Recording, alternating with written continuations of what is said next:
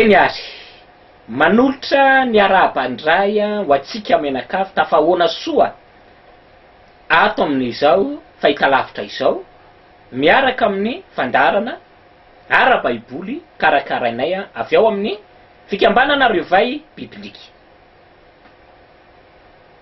Mino fa mahita tsirony ao anatin'ny fiarahantsika ao anatin'ny fanavahana ny olo manapaka any amin'ny tempoly sy any amin'ny eglizy, sinagoga, fiangonana tsika ankehitriny mba tsy sanatry ny vava hoe rehefa tsy misy tempoly tsony amin'izao vanim-potoana zao araky ny fieritreretantsika azy de forsena hoe ao amin'ny sinagoga no misy ny fitoerana masina indrindra sy ny fitoerana masina ka lasa tempoly, de lasa forsena hoe ny mpitondra fivavahana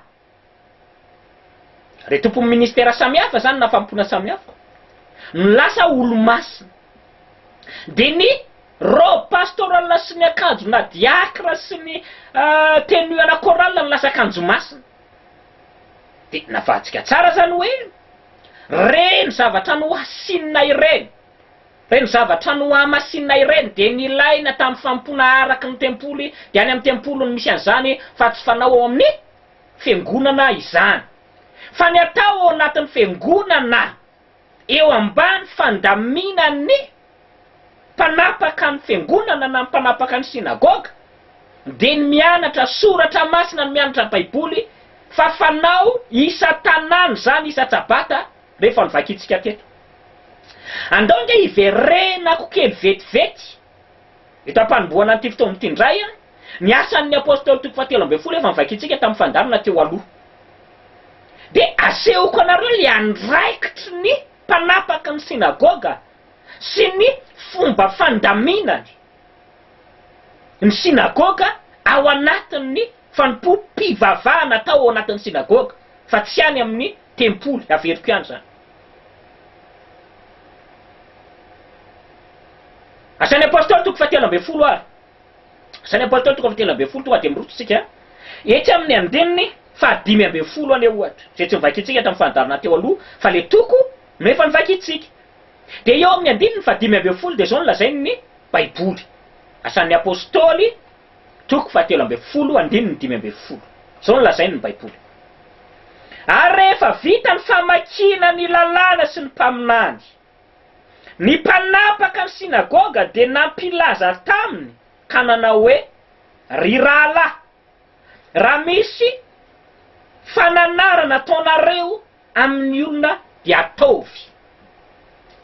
Inona zany ny andraikitry le mpanapaka ny sinagoga, ny andraikitry le chef de la synagogue, ny anjaran'le olona mipetraka eo amin'ny toerana eo amin'ny fiangonanao amin'izao vanim-potoana zao ny pasteur anao, ny apôstôlinao, ny episcopo anao, ny tsy haiko zay chef spirituel eritreretinao zany ao anatin'ny fiangonana amin'izao vanim-potoana zao tsy haiko. Ny anjarany izy ireny de manao ny fandaminana, de teto amin'ity tanàn'ity fandaminana nataony zareo rehefa vita ny famakinany lalàna sy ny mpaminany, zany tsy maintsy atao ao anatin'ny eglizy, zany tsy maintsy atao ao anatin'ny fiangonana hoe andaotsika maky teny. De araky ny nataon'ny Mesia raha manana fanany Mesia nao de azavaina amin'ny olona le vaky teny raha tsy azon'ny olona, satria misy olona navakina isa-tsabata aza ny tenin'ny lalàna de tsy fantany. De zay zany ny andraikitry lay mpanapaka ny sinagoga manazava n'le vaky teny vakina fa tsy maintsy mamaky teny ianao ao am-piangonana, zany no atao ao, tsy manao fisoronana foa, alako mihitsy lay teny araky ny fitenin'ny ankizy zay le ataoko hoe fo zay, satria efa ho atsaitsika mantsy zany fa manao vaky teny natao am-piangonana. De le mpanapaka ny sinagoga na le pasteur anao zany na le koyenina anao na le episcopo anao no miteny hoe ianona mamaky teny zao, de raha tsy azon'ny mpino iny de azavainy satria izy mpanapaka ny sinagoga. De isa-tsabaty zay natao averiko any isa-tsabaty, zay zany ny andraikiny ao, tsy olona masina io, tsy mpisorona io, tsy levity io. I olona le tenen'ny apôstôly Paoly tamin'ny Timoty hoe raha misy olona fatra-paniry ny asan'ny mpitandrina de maniry asa tsara, olo-tsotra ohatranao io. Fa tsy mpanapaka sinagoga izy de lasa olo-masina, non. Asa Asan'ny apôstôly toko fa 20 zay zany ny andraikitra le mpanapaka ny sinagoga. Asan'ny apôstôly toko fa 20 andininy faefatra. Asan'ny apôstôly toko fa 20 andininy faefatra. Ary niady hevitra isa-tsabata isaky ninona? Niady hevitra isa-tsabata tao amin'ny sinagoga izy ka nampanaiky ny jiosy sy ny jentilisa. Ny jentilisa zany afaka makany amin'ny sinagoga. Fa ny jentilisa tsy mahazo makao amin'ny tempoly araky ny Torah. Ka itsika de jentilisa. Raha eo anaty soratra masina jentilisa ny vonjen'ny Mesia. Fa ny jentilisa tompoko afaka makany amin'ny sinagoga. Fa tsy misy teny eo amin'ny soratra masina na ray aza amin'ny teny hoe jentilisa na olona hafa firenena ko afaka makao amin'ny tempoly. Miresaka Torah, miresaka lalam-pivavahana. Fa tsy miresaka an'ilay fankafizanao hoe olo-masina ianao ko hoe ahoana zany ko efa tsy mizatavan'olona tsony Andriamanitra, za mbola tsy manazava an'izany aloha zao. Fa tamin'ity vanim-potoana nanoratana ny asan'ny apôstôly toko fa 20 ty, mbola nisy tempoly tamin'io tompoko tao Jerosalema. De ny ao amin'ny tempoly tsy azo idiran'ny hafa firenena. Fa raha misy hafa firenena te hompivavaka de makaizy izy, makao amin'ny sinagoga izy. Sinagoga satria manino? Sinagoga tsy masina, toerana natao ivoriana, ianarana baiboly, ianarana soratra masina, eo ambany fitariana ny fandaminan'ny chef de la synagogue na ny mpanapaka. De ao ny jiosy sy ny jentilisa. De isa-tsabata io afaka idirana. De afaka midrodro rehefa olona vonina ianatra baiboly. Fa manaraka ho an'ny fandaminan'le mpanapaka amin'ny sinagoga. Fa tsy hoe tonga avany ianao jentilisa inona nahoana fa mahita ny olona jentilisa re zany ohatra hoe miaraka amin'ny jean rovitra pataloha ianao jentilisa mbola mandrefy lalana ianao de ozy ianao hoe ay zay jentilisa ka hiditra any amin'ny sinagoga nareo zany. Tsy ianao no manapaka fa ianao miditra fotsiny mihain'ny fampianarana. Fa ny mpanapaka ny sinagoga mandray an'le fandaminana hoe zao natao ato anatin'ity sinagoga ty. Fa raha le mpanapaka ny sinagoga zany no miteny aminao hoe andao ianao rovitra jean pataloha miteny eny ambony pilipitra de fa zay hafa. Ao fa tsy mizatavan'olona zany io sinagoga io satria averiko miantony zay tsy masina io. Tsy fiteny zany hoe sinagoga masina, tempoly masina ny fiteny. Ampianako tsara zay. De isa-tsabata ny olona zay te hianatra baiboly, zay olona te ivory, zay olona te hivavaka miaraka amin'ny besimaro de makaizy isa-tsabata makany amin'ny sinagoga. Aiza ny toerana misy an'io sinagoga io aiza? Aiza ny toerana misy an'io sinagoga io? Asan'ny apôstôly toko fa 10. Aiza ny toerana misy an'le sinagoga? Asan'ny apôstôly toko fa 10. Andininy 2:20. Ny toerana misy an'io sinagoga io araky ny asan'ny apôstôly 15:21 dia isa-tanàna. Bibliquement parlant zany, ny fiangonana de isa-tanàna tokony misy fiangonana manaraka amin'ny marina. Fa bibliquement parlant, isa-tanàna tsy mahazo misy tempoly zany. Oto zany, fa ho tana mafaty. Araky le fitenin'ny Ekizikiely teneniko tamin'ny fandarana teo aloha mba tsy azo atao mihitsy zany hoe isa-tanàna de misy tempoly. Tsy azo atao zany. Fa ny firon'ny jiosy zay nekeny Mesia tamin'ny androny, isa-tanàna de afaka makany amin'ny sinagoga ianao, makany am-piangonana ianao. Isa-tanàna, isa-tsabata. De lasa ianao zany isaky ny tanàna rehetra. Fa ny toerana misy ny tempoly kosa araky ny bokin'ny Deutéronomia toko fa 12 de toerana tokana eo an-tanàna ihany. Iverenako zay Deutéronomia toko fa 12 zay mantsy avy amin'ny mahatonga anazy mamaky azy satria rehefa nazava lay ampafolo-karena ako. Nareo nalala tsara tamin'ny andron'ny Samuel, toerana tokana matany nisy an'izany. Tamin'izany ny tempoly tsinona mbola tsy andura, mbola tsy toerana fixe. De mifindrafindra zany lay toerana misy ny fiarany fanekeny Yadon. De zay toerana misy an'iny fiarany fanekeny avy indrindra iny no vonjeny zanak'Israely rehetra. na dia any amin'ny 100 kilometra miala amin'ny tany azy, zay ny antsoina hoe tany masina, toerana masina, fitoerana masina, taberina kely masina. Fa le sinagoga isa tanàna eny dia mahita sinagoga ianao. Fa zava-doza ho averiko any, zava-doza zany hoe isa tanàna dia misy tempoly tsisy an'izany raha ho fivavahana araka ny baiboly. Fa raha fivavahana araka ny saolinina indray moa ny arahanao a, zay elako. Satria raha mpanao saolinina ianao dia isaky ny tanàna ny Chine na ny Japon dia misy tempoly de saolinina, tempoly fanaovana méditation ho an'ny olona manao saolinina, dia zay elako a. Sy ndray teny ray mantsy ianao hoe ka ahoana le any Japon na ny Chine reny a, isa tanàna misy tempoly de saolinina, ka zay tsy mpampianatra saolinina toko. Ka andeha na mpianatra ny fivavahana hoe andao atao ohatra ny temple amin'ny saolinina ity ka isa tanàna dia andao asiana tempoly. Non! Isa tanàna mila misy sinagoga, fiangonana, eglizy, eklesia, sinagoga eny. Ny mpanapaka ao, mpanapaka ny sinagoga amin'ny fiantsona azy. Fa tsy mpisorona be, tsy mpisorona tsy levita. Dikan'izay tsy manam-pahefana hikirakira zavatra masina ny mpanapaka ny sinagoga. Fa io mpanapaka ny sinagoga io rehefa hanatitra zavatra masina dia makaiza izy, makany amin'ny tempoly izy. Ohatra anao koa, sabata zany ny andro, makany an-tanàna anankiray ianao, dia mianatra soratra masina ao ianao, ampianarina baiboly ao ianao.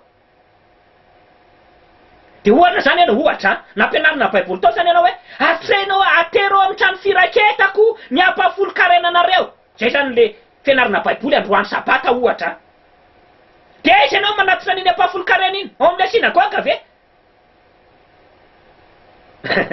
Hoy ilay fitenin'ny tanora amin'izao hoe aza mampime kosa. Hoy izao fitenin'ny tanora amin'izao.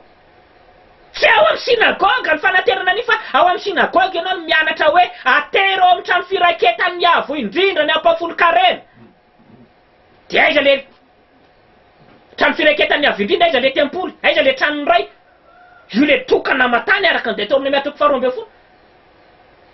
Hitanao rehefa misy lalan-tsaina raha baiboly mifanohitra be dia be zany ty fiantsonana, ty fiangonana, na sinagoga, na eglizy, na mpitary-pivavahana, olona masina ity sy olona lasa ohatran'ny hoe olona spesial, olom-boatoko, olona tena exceptionnel be mihitsy ny olona mitondra n'ilay fiangonana. Za veriko fa manambany ny olona vidiany Jesosy tamin'ny rany a, ny fametrahana ny olona ao anatin'izany. Fa raha masina ilay mpitondra ny fiangonana dia masina koa ny olona hoentina ao anatin'ny fiangonana io. Ary raha tsy masina ny olona hoentina ao anatin'ny fiangonana io a, dia toray a voatabia le mpanapaka ny sinagoga fa izy tsy namasina anareo teo zany amin'ny alalan'ny fampianarana. Fa tsisy olona miavaka zany amin'izao vanim-potoana izao eo anoloan'ny avo indrindra. Ministera na ny don spirituel angamba mahasamihafa. Fa zany tsisy miteny mihitsy hoe raha manana ministera ny fampianarana ianao na manana ministera na faminaniana ianao dia lasa masina mihoatra ny olona manana ministera ny mihira ohatra. Tsisy an'izany. Andriamanitra tsy mizatavan'olona. Dia tonga zany ny zavata anankiray mianatra baiboly ao ianao a, vita ny fianarana baiboly ka te hankatohan'ilay nampianarana tao amin'ny baiboly zany ianao hoe anatitra an'ilay ampafolo-karena ohatra zay zany le ataontsika. Dia ndany ianao makany amin'ilay tempoly tokana matany io. Tsy isa tanàna misy an'io a fa any amin'ny tany anankiray. Dia ianao an-tsaiko hoe Andriamanitra iza ny nonao. Fa hoy zany be dia be ny olona mamaly amin'izao hoe tsisy kitako zany e, lavitra be zany e, za te hakatoha anaty ampafolo-karena fotsiny fa za tiako tahina, za tiako voaina ny varavaran'ny lanitra, ateriko any amin'izay tiako ty. Dia ianao no mamaly an'izay hoe Andriamanitra iza ny mamaly anao a. Baiboly inona no inonao a, ianao no mamaly an'izay. Fa raha ny baiboly eo am-pialantanantsika. Ty le baiboly, ty. Raha ty baiboly eo am-pialantanantsika ty. Na le baiboly ao anatiny tony le telefoninatsika tony. Raha zay zany le baiboly ampiasainao, dia tsy misy sinagoga, tsy misy fiangonana, tsy misy eglizy, tsy misy eklesia, tsy misy chef de la sinagoga afaka mandray fianaterana ampafolo-karena zany. Ny antony dia averiko ihany. Ny livre Levitikos na ny boky ny fisorohana 7:20 dia miteny fa ny ampafolo-karena dia zava-masina ka tsy maintsy ny lalàny ny fahamasinana no anaterana ho azy. Ka averiko fa na inona zava-masina dia tsy azo aterina any amin'ny sinagoga, tsy azo aterina any amin'ny eglizy. Satria ny mpisorona no mikirakirany reny, fa ny mpanapaka ny sinagoganao sy mipetraka eo amin'ny toerana mpisorona. Ary raha misy fiangonana amin'izao vanim-potoana izao, na misy sinagoga amin'izao vanim-potoana izao, manaraky ny rafitry ny tempoly, dia aty Madagasikara, dia za miteny amintsika fa Andriamanitry ny Israely no anatina azy. Fa misy teny eo amin'ny soratra masina no miteny hoe tsy azo kopiena tompoko, tsy mahazo alaitahaka tompoko io tempoly ny avy indrindra io, tsy azo alaitahaka io. Fa na iza teo amin'ny zanak'Israely manambola ka manao trano ka mitovitovy amin'ny tempoly ny avy indrindra io, dia ozy ny baiboly hoe torahana vato izy, ofongorona izy. Na hoe le menaka masiny reny, mamaky ny bokin'ny Nomeriana ohatra, na ny bokin'ny Levitikos 7:20, menaka masina dia manambola ianao dia hoe za anao menaka masina fa entiko ao an-trano. Ha! Lalàna ho amin'ny telo fafongorona. Ka ny averiko amin'ny anaran'i Jesosy Kristy Tovavany Nazareta, lohan'ny fiangonana kristianina, lohan'ny fiangonana mesirina, lohan'ny fiangonana nazarenianina. Ny averiko fa raha misy an'izany fiangonana zany, misy an'izany rafitra zany eto amin'ny tany ity, na aiza, akoatran'ny any Jerosalema izay ho jerevantsika hoe mbola mafen'ny fepetra fi amin'ny fandarana manaraka ny arinany, dia zany teny fa fahotana mafaty zany tompoko. Fahotana mafaty zany. Ka na ianao manatitra an'le masina ny amin'ny olona tsy tokony handray azy, na le olona tsy tokony mandray azy mandray, dia samy ifanandrina amin'ny avy indrindra ireny olona ireny. Zay zany mahasamy hafa azy koa, isa tanàna misy sinagoga. Fa ny misy ny tempoly tsy azo atao isa tanàna io. Any amina toerana anankiray voafidy ny avo indrindra, zay ampitoeran'ny anarany, any no misy an'io toerana io, ary niatsindriko tsara. Fa nandritra ny bokin'ny Genesis dia tsy nisy toerana voafidy tao, fa Andriamanitra anarany lanitra sy ny tany, dia afaka miaino ny fivavahanao, na dia tsy misy tempoly any.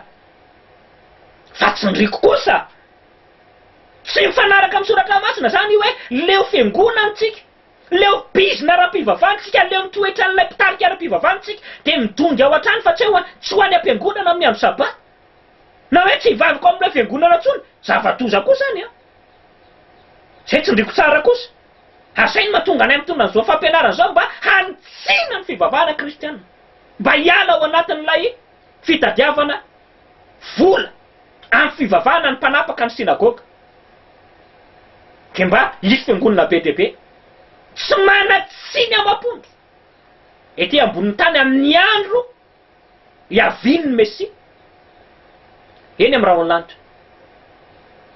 Andao nge vetivety eo amin'ny boky ny Korintianina voalohany toko 7. Eo amin'ny boky ny Korintianina voalohany toko 7 nge vetivety. I Paoly be dia be moa ny an'izao vanim-potoana izao reto milaza ny tena no jiosy reto. Bokin'ny Apokalipsa ny teny misy milaza ny tena no jiosy ka no tsy izy. No tsy mino ny tenin'ny apôstôly Paoly. Fa ny apôstôly Paoly dia miteny hoe na dia tsy natao apôstôly ho an'ny sasany ary nareo ny vavolombelona maha-apôstôly za mbola diniantsika manaraka daholo hoe ahoana marina ny ananana antoka. Fa tena misy divinité. Ny epistile ny fampona nataon'ny apôstôly Paoly any arinany zany jerevantsika. Amin'ny Korintianina voalohany toko 7. Paoly apôstôly Jesosy Kristy tompo, mitondra ny fiangonana. Rehefa te ahazo vola izy, leader spirituel zany, ao amin'ny fiangonana ny Paoly ny apôstôly fa tsy izy miteny mihitsy hoe any amin'ny tempoly koa izy dia apôstôly, any amin'ny tempoly tsy fiteny zany apôstôly zany, tsy fiteny zany. Raha vao miteny apôstôly zany ianao dia izay no miteny any amin'ny eglizy, zay no miteny any amin'ny sinagoga, zay no miteny ao amin'ny fampony Jesosy avy any Nazareta, zany no miteny. Fa tsy fiteny zany hoe amin'izao vanim-potoana zao dia ny apôstôly Besona no hitarika ny fisoronana. Ore olona tsy fiteny zany. Fa fiteny hoe am'izao vanim-potoana zao dia ny apôstôly Besona no hitondra ny fampianarana baiboly ohatra. Ka eto ny apôstôly Paoly zany rehefa mba tia azy vola ny apôstôly dia ahoana ny fidiram-bola ny leader spirituel zany ao amin'ny tontolo na fampona ecclésiastika. Korintiana voalohany toko fasivy a. Korintiana voalohany toko fasivy. Etỳ amin'ny andininy fafito ka hatramin'ny fasivy aloha vakiko. Jerevina tsara le principan'ny olona. Principan'ny olona manana ny fanahin'i Kristy a. Na dia lazain'ny judaïsme sasany amin'izao vanim-potoana zao fa tsy apôstôlin'i Jesosy. Fa jerevy tsara ny lalatsain'ny olona. Mino Torah. Kanefa jerevy ny principan'ny olona milaza mino Torah hoe mitovy amin'ny tony ve. Dia nareo no safidy. Hoe mbola aiza ny lalana andehanantsika amin'izao vanim-potoana zao hoe itenitenenan'ny olona teny hébreo kely Adona Elohim eo ve na hiteny anaovan'ny olona rô pastoral ve dia ino tokoa. Fa eo io fiangonana marina non tsy zany. Ndao a maraparana antsika nyity fotoana fiarahana ty indray aloha. Korintiana voalohany toko fasivy ary. Etỳ amin'ny andininy fafito ka hatramin'ny fasivy aloha. Iza ozy ny apôstôly Paoly no mandeha manafika ka mivelona amin'ny haren'ny tenany. Iza no manao tany voaloboka ka tsy mihinana ny vokatra. Iza no miandro iondry amanosy ka tsy mihinana ny rononony. Moa araky ny fihevitry ny olona fa ny tenenako zany. Sany torako mba milaza izany. Lalàna ozy ny dika teo ny ampelatanatsika. Fa voasoratra ao amin'ny lalàny Mosesy hoe aza manakompona ny vavan'ny omby mively vary. Nalaina tao amin'ny bokyny Deutéronome toko 5:24. Dia hoy izy eto am-pamaranana hoe ny omby va no ahian'Andriamanitra sa noho izahay mihitsy no nanoratana izany teny izany. Eto zany ny apôstôly Paoly mino ny Torah, mino ny lalàny Mosesy. Ka raha te azo vola, raha te azo fidiram-bola, raha te hivelona amin'ny fivavahana, ny apôstôly ny zanak'ondry, ny apôstôly ny Jesosy eo am-pitariana ny fiangonana. Ko maninona ary ny tsy malaky ahy toko 7:10 na ny numéri toko 7:20 ny nalainy. Fa maninona no Deutéronome toko 5:24 no alainy ny apôstôly Paoly anazavany hoe izay apôstôly zany a. Raha tokony hihinana dia hihinana ny amin'ny Torah ny manome droana hihinana eo amin'ny sehatra ara-pivavahana. Raha tokony hihinana averiko ihany dia hihinana ny amin'ny Torah ny manome droana hihinana. Numéri toko 7:20 ve? Malakia toko 7:10 ve? Deutéronome toko 2:20 ve? Levitikos toko 7:20 ve? Miresaka ampahafolo-karena daholo zany resahako rehetrarehetra zany. Dia reo andalatsoratra masina nitsongaiko reo ndray zany no entintsika manomboka amin'ny fandarana ao aoriana amin'ity fandarana ity amin'ny fotoana manaraka. Fa ajaniko eo aloha hoe mino Torah ny apôstôly Paoly. Fa fatany fa maha-apôstôly azy dia tsy manana droit amin'ny alalan'ny lalàna izy hikitikitika zany ampahafolo-karena izany. Ka ny apôstôly ny zanak'ondry rehetra dia tsy mikitika zava-masina fa mampafantatra ny olona ny zava-masina takin'ny Torah. Manaraka miona soa ho azavaiko zany reo andalatsoratra masina manaraka reo Andriamanitra ny fiadanana hitoetra betraka ao anatin'ny tokantranonao mitombo fitahiana araka ilay naharin'ny lanitra sy ny tany.